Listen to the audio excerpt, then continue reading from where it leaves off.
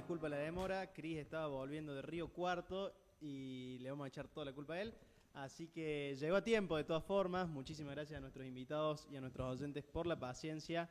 Cris, contanos dónde anduviste, por favor. Llegué, pero bueno, vamos a ser rápido, así somos eficientes con Dale. el tiempo. Vengo directo de Río Cuarto, que estaba haciendo hoy el cierre de la Actec Week. La verdad que fue todo el día de ayer y hoy hasta después del almuerzo.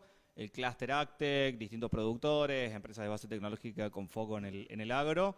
Estuvieron presentando, la verdad que muy interesante. Nada, Río Cuarto, polo agrotecnológico nacional, así que excelente. Me gusta. Y justo me contabas, está acá Fran de Mármol, que viajaste de ida y vuelta con él, de Currum, que pasó el Ale Bustos, así que un gustazo. Saludo al Ale y al Fran. Ahora sí, vamos a los invitados.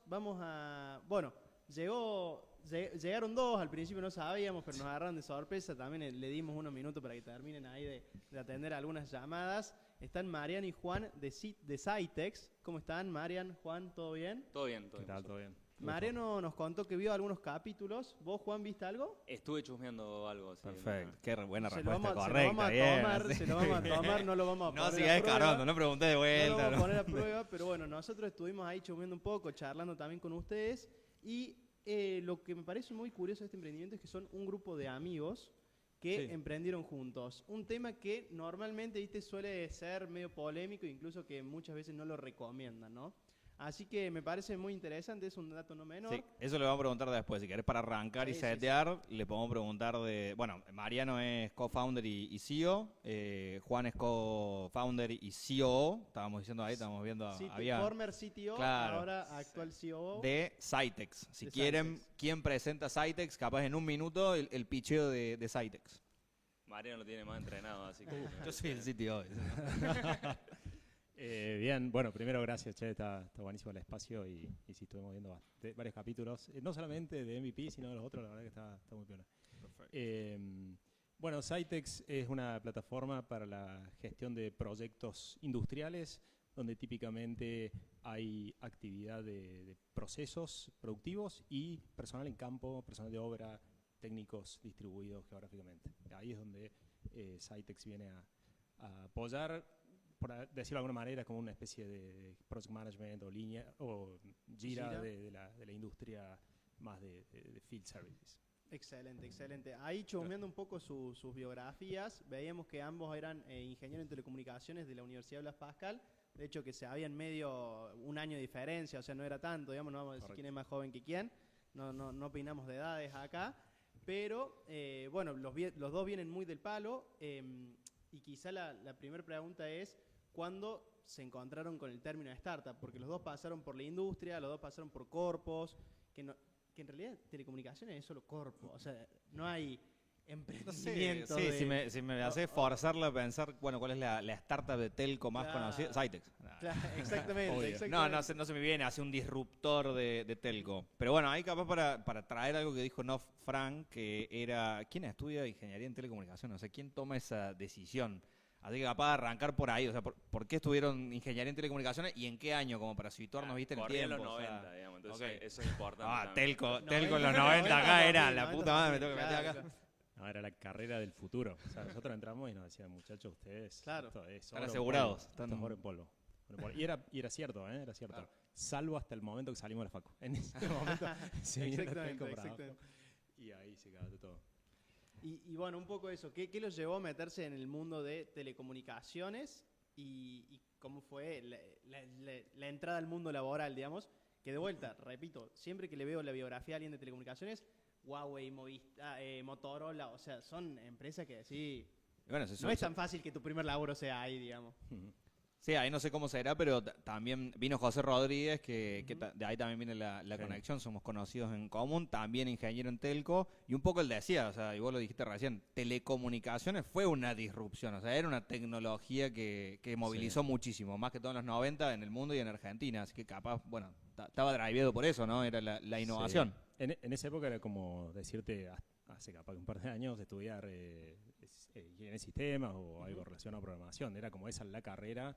De hecho, me acuerdo que empezaron en esa época la ingeniería en software y era como, bueno, una carrera B al lado de las telecomunicaciones. Sí. Ellos van a decir que yo le copié la carrera, porque ellos la habían decidido antes, y creo que tienen algo de razón. Fue todo por amistad. La amistad es como me inscribí, me inscribieron. Sí, sí. Está bien, está bien, está bien. Pero bueno, A mí mi viaje fue como que siempre fui más del palo técnico, me gustaban mucho las computadoras, de muy chico, a los 16 años instalé un Linux en mi computadora, mi familia me quería matar, y me atraía mucho ciencias de la computación. Pero me pareció que como que la computadora era una herramienta y me pareció que las telecomunicaciones era algo más aplicado a algo concreto. Muy equivocado estaba, pero bueno, son caminos de la vida. Uno puede unir los puntos únicamente para Hacia atrás. atrás, decía Exactamente, exactamente. Y bueno, y ahí la carrera salió como salió. ¿Y qué tal el ingreso al mundo laboral, digamos? Vos recién, Juan, nos contabas que estabas un poco más en la parte de, digamos, manejo de portfolio de clientes, cosas así. Sí, yo mi primer trabajo, en realidad tuve un trabajo mientras que terminaba la facu en una empresa cordobesa que se llama IPETEL. Muy noventoso el nombre. Muy Pero, noventoso. ¿no es IP, el mismo ¿no? que hay plan? No. Ah, bien, entonces Era no voy a una decir nada más. empresa de Córdoba, súper buena gente, me ayudaron mucho ese primer camino y cuando me recibí me fui a vivir a Buenos Aires a trabajar en Avaya, que es una empresa que sobre todo vende equipos para call center, digamos. Y yo ahí hacía ingeniería de preventa, que es bueno el que arma la solución que después el comercio lo va a vender. Trabajábamos, era una operación que empezamos para trabajar para Estados Unidos. Así bueno, mucho aprendizaje al principio y después un poco de eso que hablábamos recién, eso de que a mí yo pensaba que la telecomunicación era como tecnología aplicada, pero me doy cuenta que en realidad es como que tenés que usar tecnología que desarrolló otro. Entonces no te dejaba mucho espacio para la creatividad. Vos tenés que agarrar la tecnología que otro desarrolló y por ahí la creatividad era en cómo la aplicabas, digamos. Bueno, pero, y ahí justo dijiste algo que vos desarrollabas la tecnología que después ventas iba a salir a vender. Claro. ¿Era así? ¿Vos desarrollabas y ventas veías cómo enchufarlo? ¿O era al revés que ventas vendía y después te decía, che, Juan, ahora tenés que construir todo esto? Tal cual. Yo solamente diseñaba la solución, pero yo juntaba partes del portfolio de productos que tenía, pero yo no estaba involucrado en nada de lo que era desarrollo. Excelente. Que a mí era lo que me divertía, claro, digamos, como pensar un poco el estado del arte de la cosa. Y bueno, ahí medio me desilusioné un poco de la carrera y volví a mi primer amor, que era la computadora y a programar. Dije, ahora quiero programar. ¿Y te metiste en un emprendimiento, en una empresa? Bueno, primero me tomé un año sabático, bien, que me ayudó a entender eso un poco mejor. Y cuando volví, nuestros otros dos socios, Juanjo y Fede, que seguramente los vamos a nombrar un par de veces ahora. Les mandamos saludos y estaban todos invitados, pero no nos quedan muchos sillas. Mil disculpas. Cuando yo vuelvo de ese viaje, Fede me llama y me dice, necesitamos que vengas a trabajar con nosotros. Ellos en ese momento tenían más como una software factory, o sea, vendían horas de programación a la empresa en la que en ese momento trabajaba Mariano justamente. Así que bueno, ahí empecé a trabajar con ellos, más bien del palo de la programación. Y ahí antes de meternos capaz en ese trabajo de Mariano, que capaz era más telco duro, a mí siempre me gusta capaz posicionarme, no sé, en el año que era y qué había de industria de, llámale innovación, llámale startup, llámale cosas novedosas. La vanguardia, claro, de qué la empresa tecnología era la que en ese momento vos decías, vos dijiste, volví a la computadora, porque te querías estar en la frontera de la tecnología, o sea, no que te den los legos para vos hacer algo, sino, che, yo quiero meterme en los legos también, o sea, en crear los legos. Tal cual. ¿Qué era lo más interesante? ¿Qué veías vos en tecnología, en innovación, en empresas? Lo mismo para Mariano. No sé si en ese momento lo pensaba tanto, digamos, de que era lo que quería hacer. Sabía que me gustaba más programar, me parecía un trabajo mucho más creativo, digamos. Yo, ese momento de mi vida, y yendo el año, eso debe haber sido año 2010, por ahí. Okay. Para claro, mí, pero no es que me decís, no, veía lo que estaba Mercado Libre, ya era algo súper interesante, y se hablaba de esta economía de plataforma que usaba tecnología, y yo por lo menos no lo vivía así. No, era más de la curiosidad de la tecnología, claro, y me gustaba la computadora, tal cual. Crear. En ese momento, yo desde esa época ya seguía mucho Hacker News, que es el portal de noticias de Y Combinator. Sí. Entonces tenía algo de acceso a ese mundo del startup, pero para mí era una cosa súper lejana. Yo sí tengo muy fresco en mi adolescencia el .com, digamos, la explosión de las .com. Y sí me acuerdo ese nacimiento, explosión e implosión de empresas así como... Y me acuerdo que ahí cualquier empresa levantaba $2 millones en esa época y era como, wow. Cada vez hay gente que le interesaba la tecnología, pero capaz se perdió toda esa parte de negocios de la tecnología. La .com bubble, después la que levantaban rondas, Hacker News me estás mencionando vos, que era, o sea, en 2006 se crea Y Combinator, era el blog de Y Combinator donde planteaban esto, los geeks que eran tecnológicos estaban creando productos, haciendo cosas que se convertían en compañías. O sea, bastante vanguardia. En el 2010 estabas leyendo eso. O sea. Sí, para mí me interesa más la parte tecnológica, digamos, Claro. técnica, no tanto la parte de negocio. Pero caíste en el lugar correcto, que es YC, que era, Tal cual. bueno, existen los Juan, hay que acercarlos al mundo de los negocios. Tal cual, tal cual. Y ahí vos, Mariano, en ese momento salís de la carrera, ¿hacia dónde te metés? ¿Hacia dónde virás vos? ¿También te fuiste de año sabático? ¿Fueron al sudeste? No, creo que me tomé un par de semanas. Pero yo entré a trabajar primero en una empresa o de hecho estaba trabajando en una empresa de arquitectura, donde estaba en la parte de IT, y ahí necesitaban un sistema para ordenarse un poco internamente, y ahí me acordé, bueno, de mis buenos amigos Fede y Juanjo, que habían hecho un sistema para una empresa de seguros, también de otro amigo, y le dijimos, che, vengan y veamos si podemos armar algo, y empezaron a armar el software, de hecho tuvo vigencia por mucho tiempo. Yo me fui a los pocos meses y ellos siguieron ahí por un tiempo largo. De ahí yo entré en Huawei, acá primero, bueno, entré en Huawei a hacer preventa, después como no había nadie en Córdoba, nosotros acá en telecomunicaciones tenemos suerte que Claro tiene una base fuerte en Córdoba, creo que por temas geopolíticos de esa época, de que Movistar y Telecom y qué sé yo. Entonces, bueno, tener una pata acá en Córdoba estaba bueno. Bueno, trabajé ahí un tiempo, súper interesante la experiencia de Huawei. En todo sentido. De ahí pasé a una empresa que se llama Nera, que era una empresa noruega, como comentó Juan, que después la compró una empresa israelí, y ahí yo entré en ventas y surgió la misma necesidad. Che, necesitamos un software, la verdad que era un desastre, un lío, el tema de se cobraban, había cosas que no se cobraban, había cosas que se cobraban 2 veces, nadie sabe qué está pasando. Entonces, che, resolvamos esto con software, conozco un par de flacos, con los que me junto toda la semana, a jugar el PES, me acuerdo. A vos te mandaban de infiltrado a las empresas para que les encuentren No los le problemas y dijiste den las así, soluciones. no le dijiste No, no le dije Espero que te eso. hayan dado una comisión por lo menos, Fede. No, pero le voy a mandar Se un convirtieron en grandes socios después. mensaje. Sí, en ese momento, de hecho, bueno, en ese momento lo presenté ahí, che, mirá, está esta gente que puede hacer algo, y empezamos a laburar. Yo estaba muy en ventas, pero después de a poco me empecé a meter más en la parte de proyectos por justamente temas que había ahí organizativos. Y el software terminó siendo una parte fundamental de esa organización y la verdad que estuvo bueno, el producto estaba bueno y bueno, la empresa a nivel global no tenía nada, así que bueno, de ahí resultó esto de implementarlo en todos lados. O sea, lo vieron los noruegos en su momento y dijeron, che, esto está bueno, estamos en el resto del mundo estamos peor, vamos a implementarlo. Así que de ahí salimos a Singapur, Israel. Sí, cuando Estados Unidos. escalan una solución local, funciona en esta unidad de negocio, che, la llevemos al gerente, al director, y termina escalando. Todo digamos. para el mismo grupo de la empresa, no era para vendérselo a otras empresas. Tal cual, tal cual. Ahí en esa época se suma Juan al equipo de los chicos, yo estaba como empleado de la Claro, empresa. escala la solución de los chicos también. O Escala sea, la solución. che, esto, ahora tengo un cliente que no opera en un solo país, me está pidiendo 27 países. Tal o sea, cual, tal cual, tal cual. Y estuvo interesante ese proceso de ir, yo participé en varios de los viajes, otros fueron chicos solo.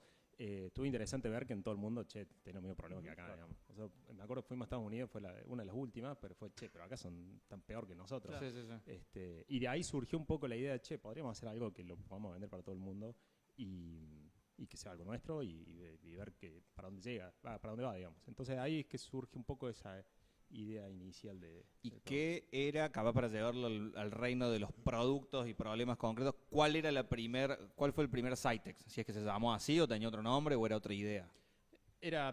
Tenía un problema similar, es otra plataforma, se llama Insight, que venía un poco de la mano de la arquitectura de lo que venían haciendo chicos en otros clientes. Básicamente era ordenar la parte administrativa, órdenes de compra, pagos y demás, y meter una parte de proyectos, que es la gestión, digamos, de obras y seguimiento, informes y cosas, ¿no? Entonces empezó a crecer mucho la parte de proyectos, porque estábamos ahí, y bueno, ese fue un poco el combo, ¿no? Pensado para esa empresa puntual. Después de ahí empezamos a charlar, ¿viste? Veíamos cosas que podíamos mejorar del proceso si hiciéramos de vuelta. Y bueno, pero quedó ese tema ahí. Yo me fui de esa empresa, ellos siguieron laburando con esa empresa por varios años. Y bueno, de ahí sale otra historia, digamos, que me puse una tipo consultora de ingeniería con Nacho, que es uno de los co-founders de Sitex. Él salió de la empresa, pero iniciamos con él una consultora que, che, ¿dónde podemos laburar? No tenemos dónde laburar. y ellos tenían una oficina chiquita ahí al frente de la Academia de Argüello, y dijimos, che, nos prestan un espacio, y bueno, sobraba ahí escritorio, de los 5 que había, 6, y empezamos a ir ahí, y bueno, cada uno hacía lo suyo, digamos, pero... O sea, que ahí tenías a Juan, los otros 2 co-founders, trabajando en este producto que ya había escalado, que ya seguían buscando más para cross-selling, para crear nuevas soluciones a nuevos problemas, crecer en los clientes. Vos te salís, tenés una consultora con otro socio. Esa consultora también te enfocaba en telecomunicaciones, Sí, era ir a resolver esos problemas, o sea, ¿te querías quedar en esa industria o...? No sé si me querés quedar, pero era como Pero lo que lo que sabíamos hacer, era más dura de ingeniería, pero mucho de gestión de procesos, que creo que es algo que siempre tuve relacionado, digamos. Y ahí es literal la famosa serendipia de, che, estuvieron sentados en una mesa mucho tiempo, ya habían hecho cosas juntos, ya habían trabajado juntos, y en algún momento dijeron, che, podemos hacer esto, podemos construir una empresa. No Y sé ahí qué cuando tipo de empiezan, conversación, ¿viste? fue en 2014, yo veía, ¿eso fue los 5 o fue la consultora, digamos? Ahí fue la consultora y empezamos a trabajar juntos, todo Y- después se fue desarrollando, creo que toma impulso fuerte en el 2017, por ahí, capaz que hasta un poco más adelante. ¿Y cómo fue ese salto, como decía Chris, che, hubo un punto que quiero que digamos, bueno, conformemos una empresa, nos dediquemos a esto, salimos a buscar clientes? Y la verdad que fue algo mucho más orgánico de quizás lo que hubiera querido yo que sea con el diario del lunes, ¿no? Porque nosotros bootstrapeamos ese proyecto que teníamos con los otros 2 proyectos que teníamos. O sea, seguimos laburando nosotros con esta otra empresa, vendiéndole horas de trabajo, los chicos con su consultoría, y esos 2 proyectos apalancaban lo que nosotros estábamos empezando a desarrollar. Y de a poco fuimos como, bueno, dijimos, che, al final esto es lo que queremos hacer, y fuimos como muy de a poco volcando nuestras horas, nuestros recursos, nuestro esfuerzo hacia ese producto. Y después, bueno, fuimos como consiguiendo, nosotros, o sea, ahora decimos somos Y Combinator, nos pegamos el pecho, pero en ese momento bootstrapeábamos, o sea, era, Totalmente. no podíamos perder un mango, Con digamos. otros Era, proyectos te financiabas la startup, digamos. Sí, sí. tal cual. Sí, la vida del bootstrapero salado. Y ahí cómo es vender, o sea, obviamente pertenecieron a las corpus, pero cómo fue salir y empezar a venderles o buscar los clientes esos primeros, digamos. La verdad, sí. Y un poco la construcción de la solución, si le cayeron con la cosa ya hecha o fueron, tantearon, volvieron, construyeron y se lo volvieron a vender. Ahí, bueno, teníamos la ventaja de que conocíamos muchísimo el tema y en realidad el objetivo inicial fue atender a lo que serían las startups de telecomunicaciones que existen, que son los que hacen servicio. Son empresas medianas, chicas, que ponen instaladores, los capacitan, son las camionetas que están dando vuelta y que van a instalar. Pensamos hacer una solución para ese tipo de empresas, que hay miles por todo el mundo, entonces llevamos una solución que le atienda a ellos. Y tuvimos un primer cliente en el que le hacíamos algo de consultoría, la gente de Telesoluciones, una gran empresa de telecomunicaciones de Córdoba, le mando un saludo ahí a Chami y a toda la banda. Y ellos nos abrieron las puertas y dijeron, bueno, sí, ayúdanos, la verdad que nos ayuda a estar ordenados. Y empezamos a desarrollar para ellos. Y de ahí empezó a crecer, che, tenemos algo, podemos resolver problemas. Y ahí fue creciendo. Después, no me acuerdo cuál siguió, pero en un punto por ahí cercano entramos a Claro por una ventanita así de un problema puntual. Me acuerdo que llegamos y era como, acabamos de cerrar con un proveedor para hacer exactamente eso, así que ya está, no se puede.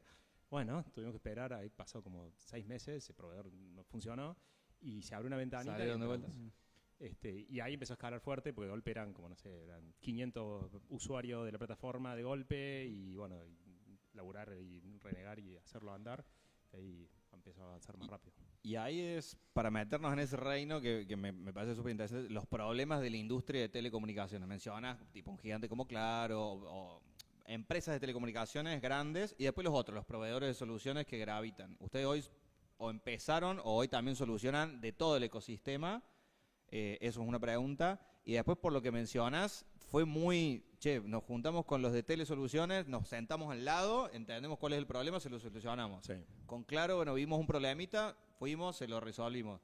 ¿En qué momento logran decir, che, esto es repetible y escalable, esto es un producto? O sea, esto, como Telesoluciones, debe haber 30 en Chile, después hay 60 en Brasil, se lo puede escalar y repetir. Y lo mismo con Claro, ¿es así o no? La verdad que eso fue desde el principio, digamos. Desde el principio pensamos en hacer un producto que sea escalable y desde la primera charla con Telesoluciones hasta después con Claro. Y eso creo que es algo que hemos mantenido hasta ahora, es, che, tengo que hacer un solo producto que le sirva a un montón de empresas, ¿no? Y aprender de las cosas que nos piden para hacer algo escalable. ¿Y ahí cómo era la competencia? En el sentido, viste, no sé, es como... hoy quererte competir con un Salesforce, por así decirlo, ¿no? Claro. O sea, un producto que quizás ya tenían una solución estas empresas, y vos mismo lo decías, un proveedor no pudo suplir con la demanda. Entonces, ¿cómo era la competencia ahí? ¿Cómo lo veían ustedes? Ahí creo que es muy startup advice de sentarse al lado y ver el problema y resolverlo. Creo que esa fue la diferencia. Me acuerdo justo también con Claro, otra parte de otra área, había cerrado un proyecto millonario con una empresa rusa que hacía lo mismo que queríamos nosotros hacer, digamos. Que, bueno, fue otra puerta que dijeron, no, bueno, está eso. Y bueno, sentamos ahí, empezamos a ver y ajustar la plataforma y ver qué les aportaba valor.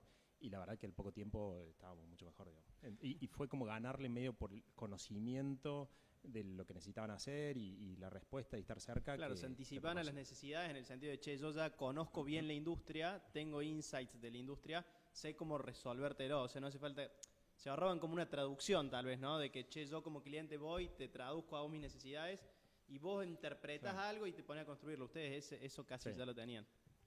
Todo Sí, tal cual. Yo ahí quería preguntar, teniendo en cuenta la sociedad que armaron, ¿en qué momento, primero, lo sentían así muy startupero? O sea, lo sentían, che, todos los días hay que ir a solucionarlo y estamos bootstrapeando, este negocio ayuda a hacer flotar el otro. O sea, si de verdad lo estaban viviendo así o qué. Bueno, ¿dónde estamos parados? Y levantar la cabeza y ver realmente a dónde querés ir. Pero sí, Y Ese- quizás yendo a esa realidad, digamos, o sea, porque vos la visión, la motivación la tenés, pero después hay días que tenés dolores de cabeza. ¿Cuáles creen ustedes que han sido los problemas o las cosas más duras que se han enfrentado, digamos, y que han podido solucionar o que todavía se enfrentan, digamos? No sé, un montón. Pero por ahí para decir algunas, creo que el día a día, digamos, el día a día es duro porque son clientes, personas, miles de personas que dependen por ahí, en el caso nuestro, dependen de usar la plataforma para poder laburar. Entonces, tanto por el lado de la performance y que le funcione y que le sirva, como el lado de, che, está todo bárbaro, pero le falta esta cosita, ¿viste? Y terminamos esta cosita porque si no, no puede funcionar, ¿viste? Entonces hay que correr. Creo que esa parte del día a día es lo duro. Más allá de que siempre está clara la visión y siempre tratamos de mantener un producto que sea configurable y útil para todo el mundo. Por ahí hablamos mucho de telecomunicaciones y en realidad no es una plataforma de telecomunicaciones, sino una plataforma para gestión de proyectos. Gestión, totalmente. Por eso dejó de ser CTO y pasó a ser CEO. Tiene que tapar los huecos en operaciones ahora, Ahí va. pobre Juan.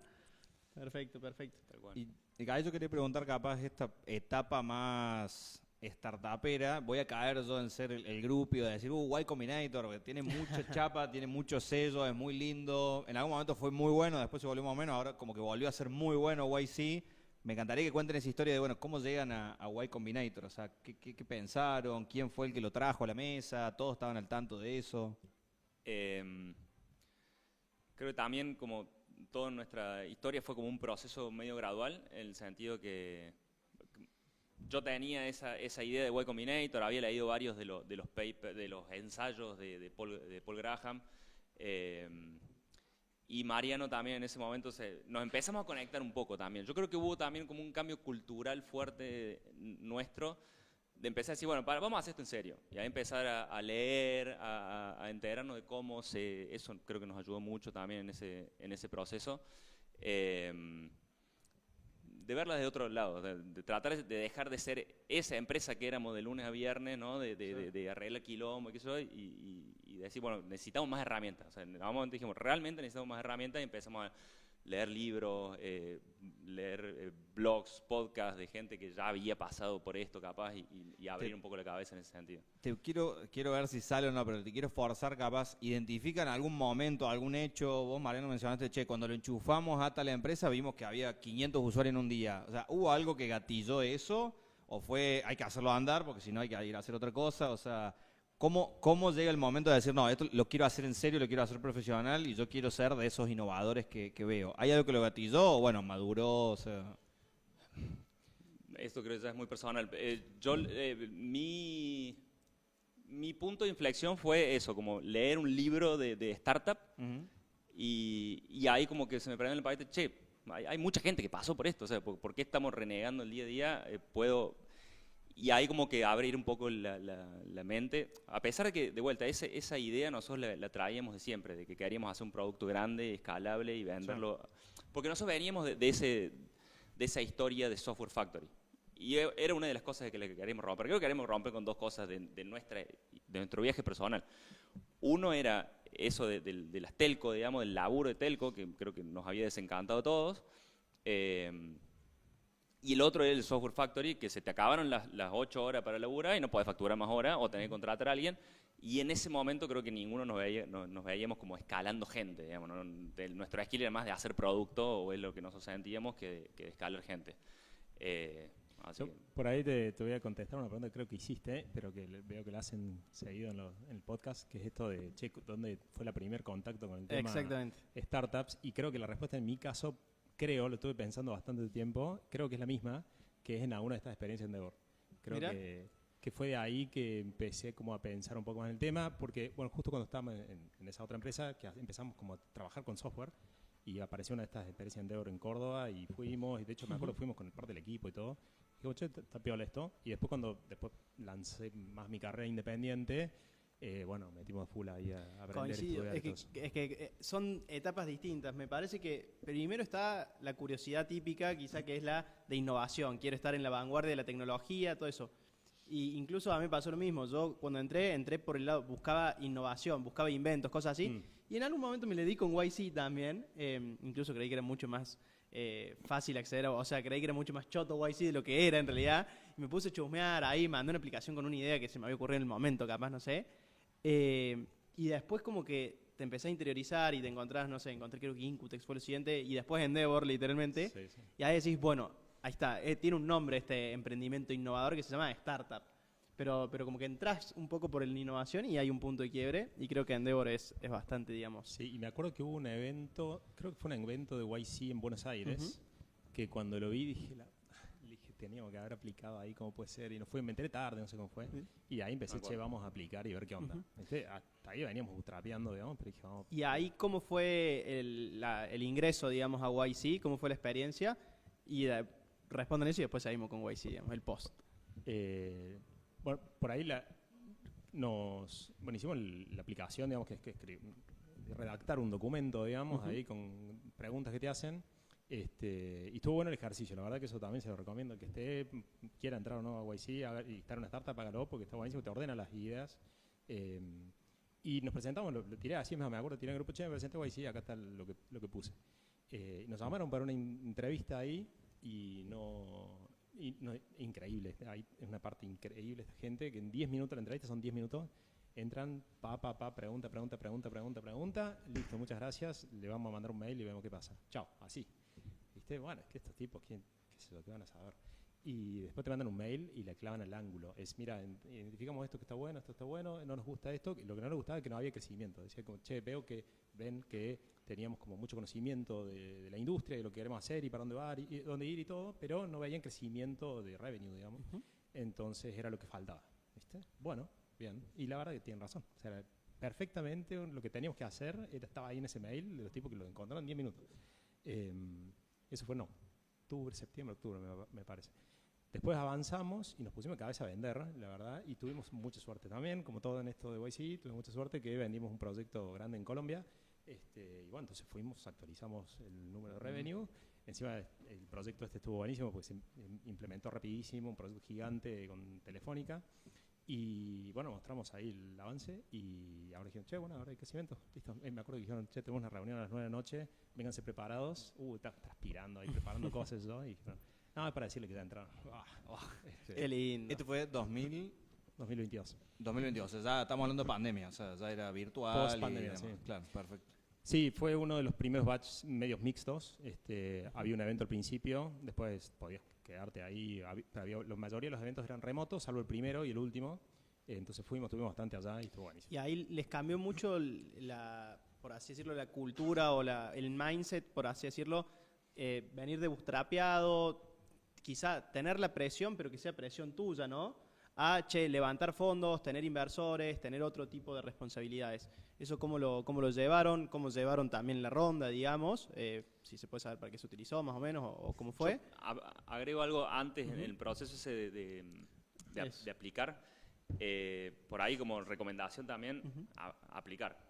Bien. aplicar. Porque Banco. por ahí la gente pasa eso, ¿no? Como, che, pará, era Y Combinator, me tenía que preparar más de lo que pensaba. No necesariamente, digamos, me parece que hay que... Totalmente, apliquen y como dice Mariano también, te van a dar buen feedback o te van a dar un feedback y Tal en cual. base a eso Y además aprender. no es que quemas etapas, digamos, porque Claro. si aplicás 200 veces, a ellos No en les- realidad no les no les molesta. no les molesta. Perfecto. Y también lo que decía Mariano es que cuando llenas el formulario muchas veces te hacen preguntas que uno capaz que viene hace 6 meses y no se las había hecho y con eso te pone a hacer un ejercicio mental.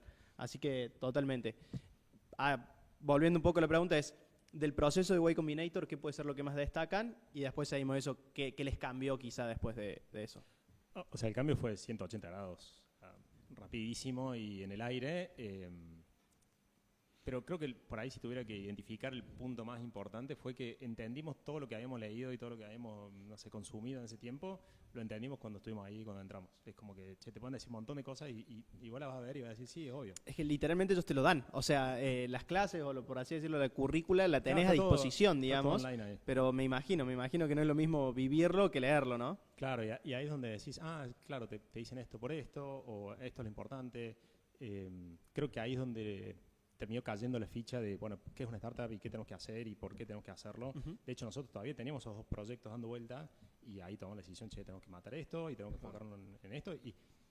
Y hay una cosa muy en contra del pensamiento LATAM, que es el pensamiento de startup, que es, che, no tenés que hacer un negocio, tenés que hacer una startup y ver si explota o la cerrás, digamos, ¿entendés? Claro. Y nosotros veníamos construyendo una empresa, entonces fue un cambio interesante y estuvo muy peor. Exacto, ahí tomo lo último que decís, que es otra mentalidad, es decir, che, esto tiene que ser asimétrico, y si muere, muere rápido, y fíjate si tenés que crear otra cosa, y si crece, tiene que crecer rápido también, tiene que ser otro bicho, otro tipo de empresa, justamente. Y otra cosa era que los partners de YC, cuando vos lo escuchás, dicen, bueno, nuestro trabajo consiste en, ya escribimos todo lo que, con un poco de pedantía lo dicen, pero ya escribimos todo lo que hay que hacer y el batch de YC es básicamente decirle a los founders qué es lo que hay que hacer, que no lo hagan y que después vengan y nos digan, tenían razón. O sea, Sí, te dicen una cosa cuando entras que dicen, nosotros no sabemos qué es lo que funciona, no tenemos ni idea qué es lo que funciona, así que ustedes hagan lo que quieran. Pero lo que sí sabemos es lo que no funciona.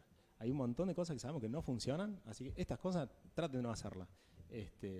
Me acuerdo una anécdota, uno de los primeros eventos ahí, estábamos con una persona que estaba en una startup de HR y que hacían servicios para empresas de HR. Y cayó Mikey Seibel, ahí el grupo, charlando.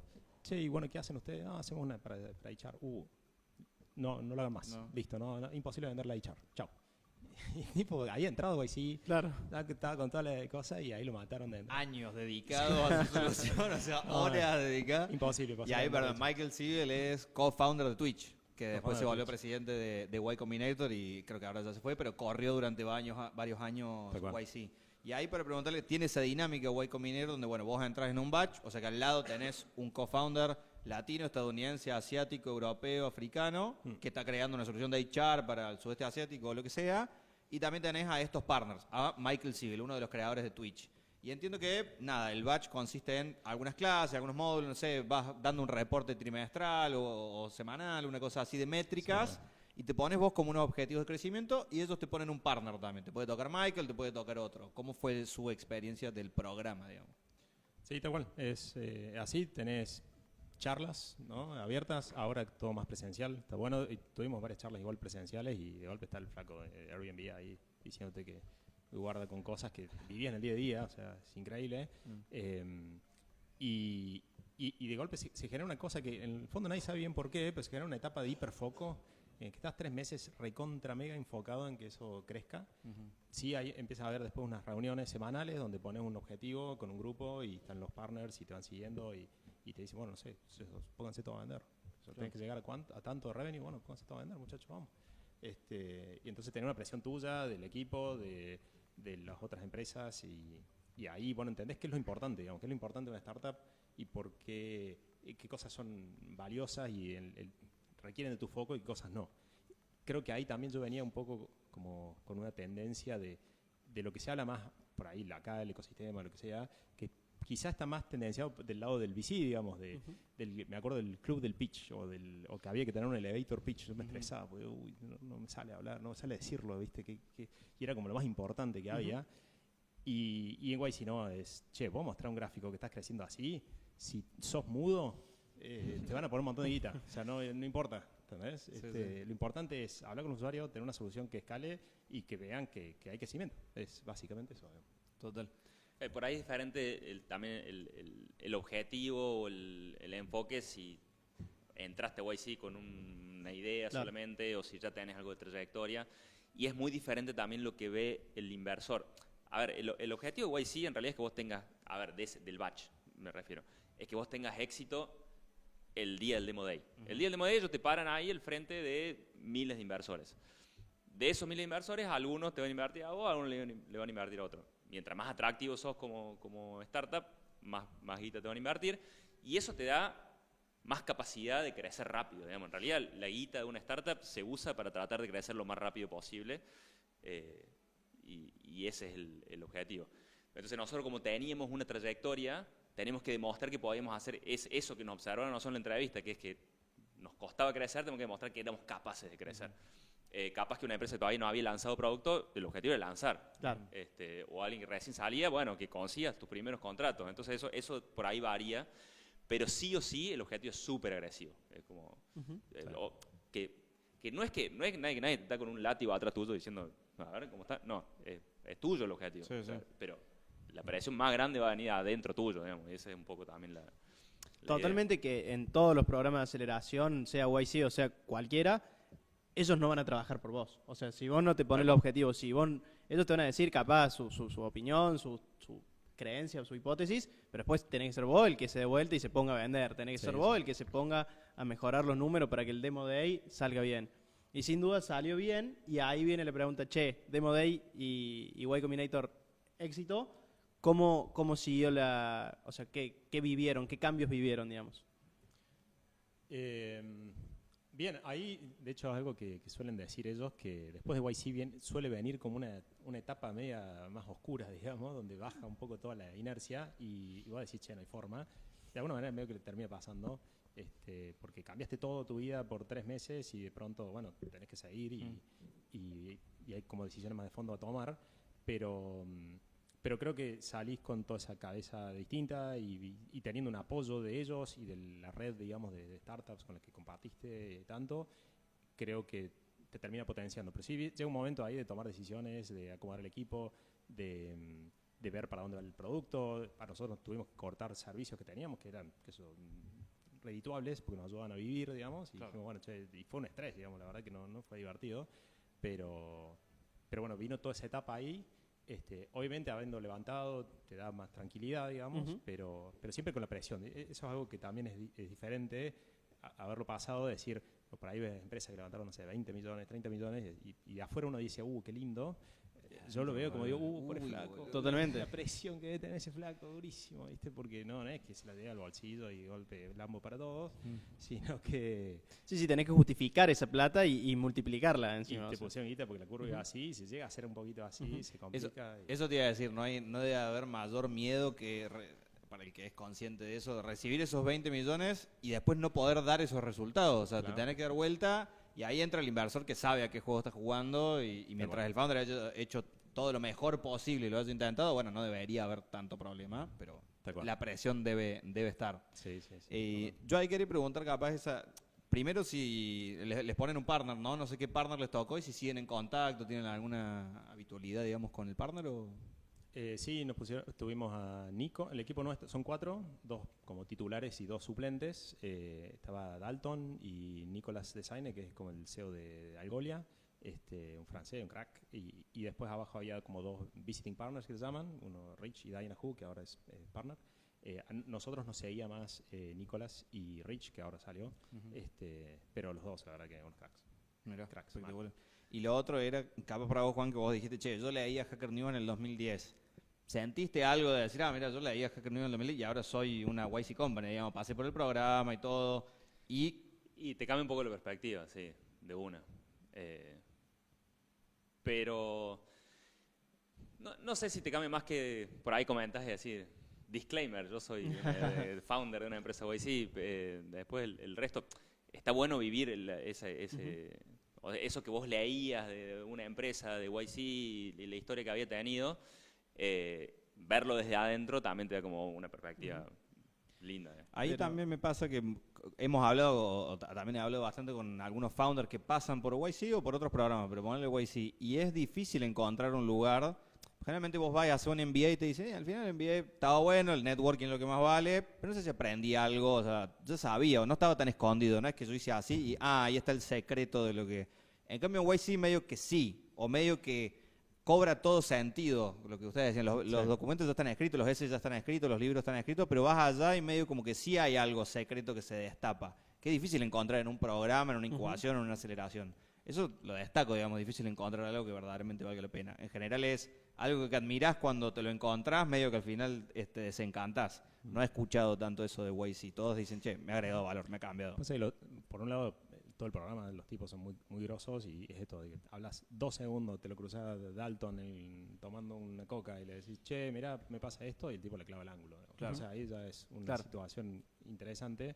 Y después hay una cuestión interesante también de que no hay ego ahí, digamos. En general, en los founders y todo, ¿viste? Por ahí pasa en algún evento, mismo por ahí muy de la TAM también, bueno, chapear y, no, yo levanté guita o el otro no. Y allá ves tipo que levantaron 100 millones y se quieren matar y te dicen, no, por favor, no hagas esto, fíjate con esto.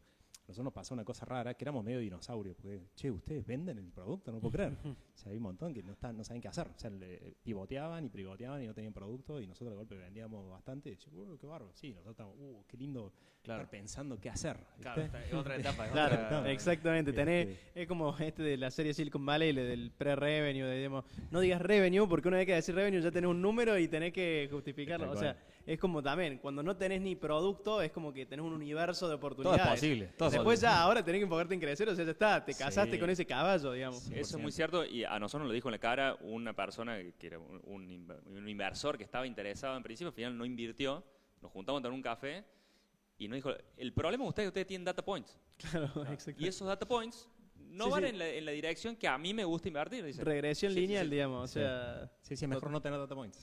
tal cual. Sí. Totalmente. Sí. Che, y entiendo lo de la depresión, por así decirlo, después del hype. O sea, son 3 meses en lo que tu principal objetivo es el demo day, por así decirlo. Entonces son 3 meses. Pero después cuando salís de ahí, che, ahora tu objetivo son 10 años y que no están ni tan claros, porque la claridad de tener el demo day es como que es sencilla. Sí. Sí. Ahora tenés mucha más incertidumbre, ¿no? Eso cómo la ven ustedes a la visión a largo plazo y cómo, bueno... Ahí tocó hacer tarea, esto que te digo, acomodar cosas. Creo que lo principal de todo es el equipo. Acomodar el equipo, me parece que tenemos la suerte que tenemos un equipo increíble, con gente no solamente talentosa, sino que le interesa el problema, le interesa resolver, le interesa avanzar. Y creo que generar esa cultura no es fácil, sobre todo cuando tenés que escalar ahí, ¿no? Entonces, acomodar eso, acomodar la forma de trabajo, ordenar para qué estamos, a quién le queremos vender, cómo queremos salir al mercado, probar cosas. Creo que ese fue un poco el desafío de esos meses después de YC, que de a poco empezaron después a los 3-4 meses a estabilizarse y ya ver un camino de crecimiento. Y en estos 3 años han visto grandes disrupciones en la industria de ustedes, han tenido que cambiar un poco el foco, son otra empresa, o sea, ¿se imaginaban otra cosa después de estos 3 años, digamos? Hay una frase, no sé bien cómo es, pero es como que vos vas creciendo, ¿viste? Y siempre pensás, no, cuando pase esto ya voy a estar mejor para hacer las cosas. Los problemas están, la diferencia es que vos cada vez más fuerte, si creces, si vendes más, vas cada vez más fuerte, entonces los problemas son mayores y hay más problemas dando vuelta. Entonces creo que, y también otra cosa es que no sé, algún múltiplo de revenue, sos otra empresa. O sea, no es la misma empresa cuando vendías 10, cuando vendías 20, cuando vendías 100 o cuando vendías 200. Y estar en ese proceso de crecimiento, o sea, de evolución, bueno, es estresante para todos, digamos, para la organización también. Che, de pronto hablaba con y habla todos los días y de pronto ahora le toca hablar con otro más o hay más gente o no lo veo más, que lo veía todos los días y comunicábamos cosas. Entonces creo que ese cambio cultural, transmitirlo al equipo también fue clave. Creo que de vuelta el equipo está súper acostumbrado ahora a evolucionar y cambiar y cambiar cosas rápido y ese cambio de mentalidad fue clave, que por ahí no lo traíamos porque era más de bootstrapping y más ordenado y más, bueno, misión, visión y todas esas cosas que Sí, sí, es otra tasa de crecimiento, Sí. los problemas no se agrandan tan rápido o las cosas no te explotan y las podés manejar de otra manera. Tal cual. Ni hablar que no tenés la presión, digamos, de un externo, digamos, porque si lo hacen bien o lo hacen mal, bueno, es ustedes, Sí, digamos. la verdad, sí, verdad, nosotros no tenemos cero presión externa, más de que hemos levantado ronda y mismo como decía, contaba recién, no hay ningún tipo de presión. Al Claro. contrario, yo mando mails para que sepan qué estamos haciendo y dicen, qué bueno. Bien. Y ahí, un poco retomando la pregunta de Fran, está bien, cambiaron también la compañía, la dinámica, y vos mencionabas, bueno, no es una solución para telecomunicaciones o para la industria de telecomunicaciones, es más para operaciones de campo y demás. No sé qué Sí. otra industria es la que han encontrado, qué otros problemas vienen resolviendo, qué mercado, un poco hablamos recién en off de Brasil, contar un poco hoy cómo está Cytex, digamos.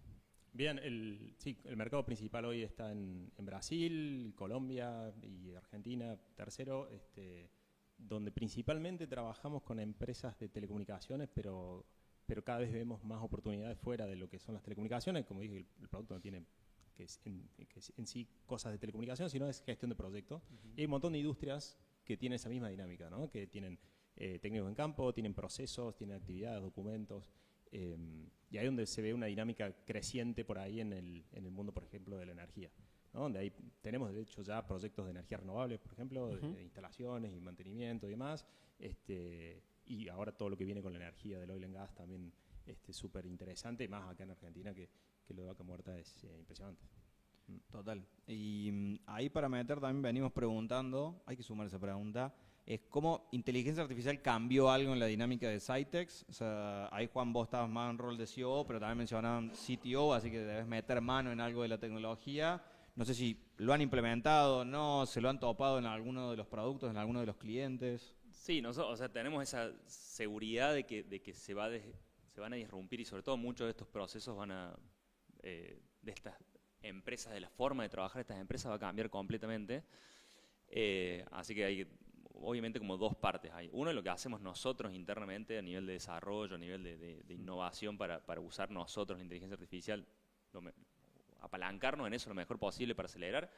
Y ahí, bueno, ya por ahí más técnico, no sé si tiene mucho sentido hablar de eso, pero sí, estamos usando... En desarrollo de producto de ustedes, Claro, perfecto. tal cual. Y se nota, te digo, un paréntesis ahí, se nota el cambio de velocidad con eso, es impresionante, ¿no? Entonces, de golpe, esto de que, bueno, el AI nos va a reemplazar, creo que al contrario, por ahí con un equipo chico puedes hacer cosas que capaz que hacía antes una organización gigante. Entonces, se nota el cambio de ritmo, de entrega y de desarrollo que estamos teniendo gracias a eso. Y después la otra pata es nuestro producto, cómo metemos inteligencia artificial en nuestro producto para sumar valor a las operaciones que hoy hace nuestro cliente en el sistema. Y ahí, bueno, nosotros trabajamos con industrias que vienen muy de la corporación, no te va por ahí, tienen muchos procesos, y además necesitan también mucha certidumbre, digamos, necesitan mucho, es matemático, es decir, yo hice tal trabajo, mi resultado tendría que ser tal. Entonces, y la inteligencia artificial tiene esto de una parte probabilística muy grande, donde por ahí no sabe con qué te va a salir. Entonces, eso nosotros estamos iterando todo el tiempo, tratando de encontrar dónde incorporarlo. Pero sí tenemos un par de casos de uso que ya están empezando a tomar como volumen. Así que hay mucho ahí para mejorar, Sí. para agilizar procesos. La principal, que es una creo que está muy buena, que es el hecho de poder validar lo que hace un técnico en campo Claro. con AI. El cliente tiene 4.000 técnicos en campo haciendo obras constantemente y no hay forma que alguien se ponga a revisar, ¿no? Y de golpe tiene que sacar fotos de una cosa o tiene que cargar una medición o algo y alguien lo tiene que mirar antes porque si no el tipo manda cualquier cosa.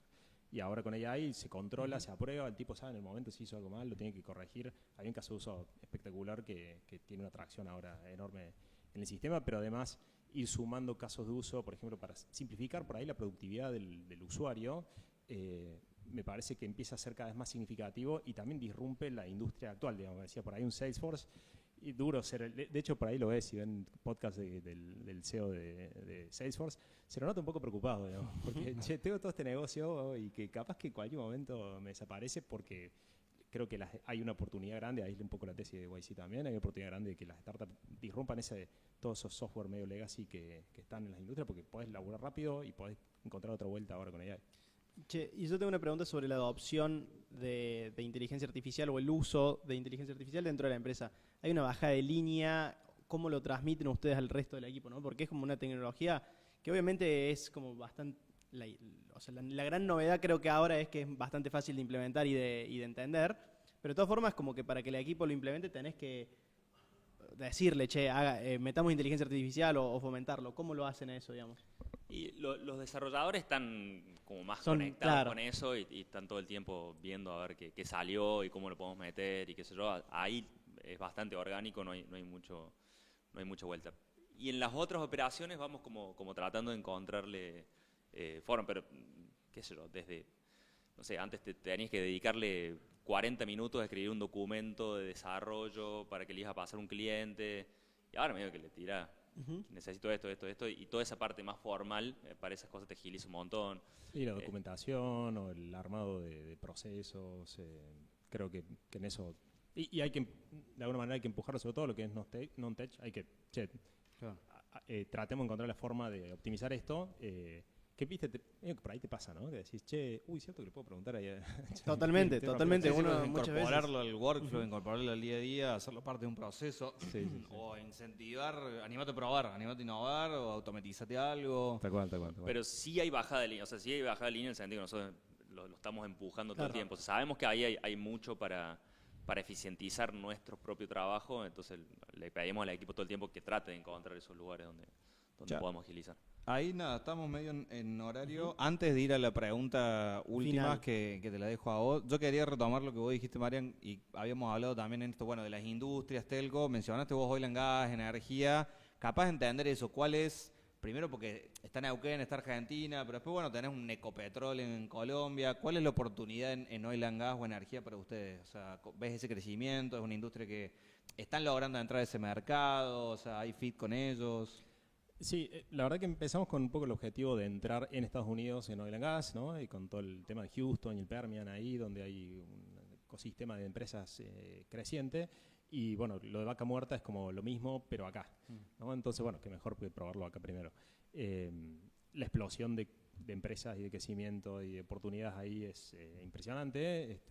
El que no sepa qué hacer, va de Vaca Muerta, que es un tiempo ahí y le van a surgir ideas.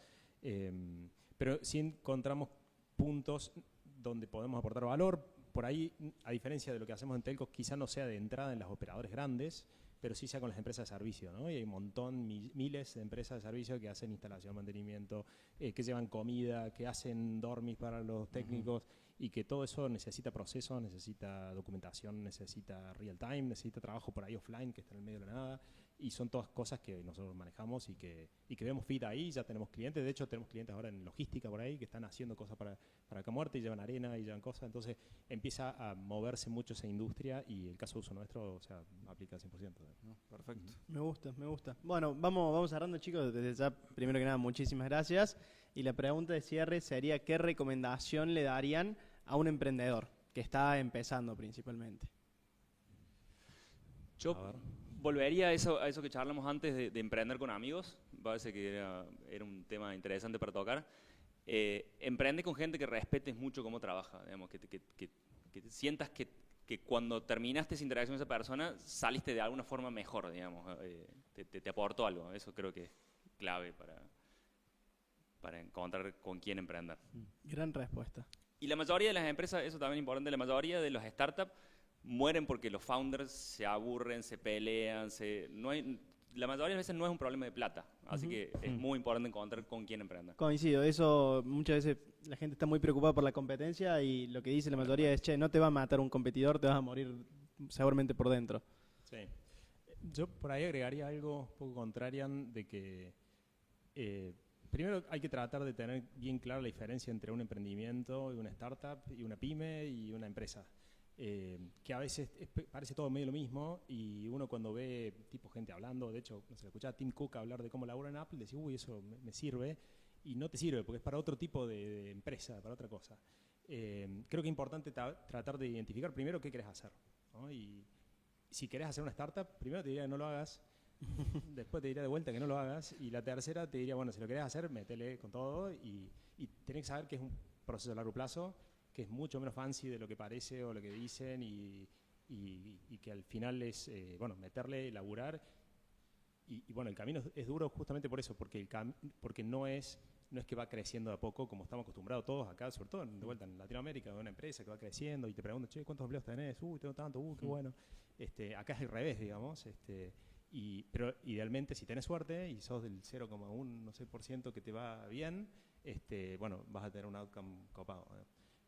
Y bueno, estar preparado para ese camino. Si estás preparado para ese camino, tenés ganas, y bueno, ahí sí hay que meterle, acelerar, que me carga un poco, le digo mucho. Y ahí van a salir cosas buenas, digamos. Pero es un poco lo que se ve en Silicon Valley, por ejemplo. Vos vas y decís, qué lindo Silicon Valley. Hay dolores en ese crecimiento, digamos. O sea. Sí, y es laburo, digamos. No es que la gente está cosa, es ir a laburar y sentarte con los clientes y meterle y ver qué sale. Y bueno, entonces ese es el camino de la startup. Menos fancy, divertido, súper divertido, pero es como el camino real. Lo tomo y creo que va muy apalancado también de lo que dice Juan, de va a ser un camino bastante doloroso, fíjate con quién te metes o que valga la pena con quién meterte. Sí. Así que Marian, Juan, un gustazo, la verdad que muchísimas gracias. Muchas gracias a ustedes. Y espero que le haya sido leve. Sí, compadre. Nos vemos el miércoles que viene. Gracias. Chao. Chao.